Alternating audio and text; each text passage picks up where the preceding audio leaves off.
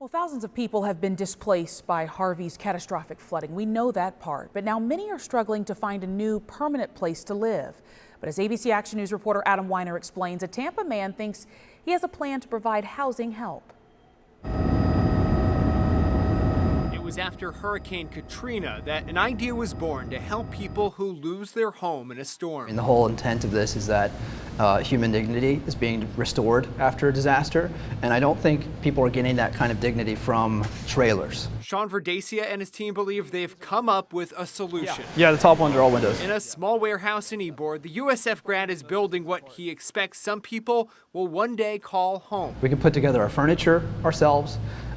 Why can't we do that with housing? He calls it an Able Nook, an easy to put together home that's cheaper than what FEMA buys, but nicer and stronger. It's not intended to ride out a hurricane, but if you were to leave it in place in the middle of a hurricane, you might be able to expect to come back to it. And it solves a lot of the problems that come up in a disaster zone. To deploy it on uneven terrain, all you have to do is crank the leg up. And most notably, it comes together in just a few hours. No tools to put this together.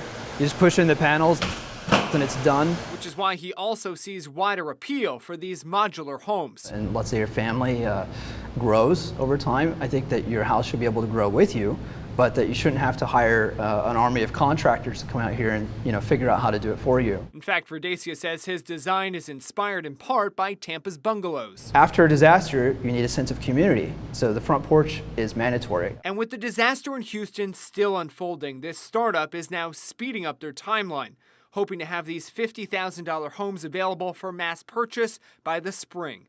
In Tampa, Adam Weiner, ABC Action News.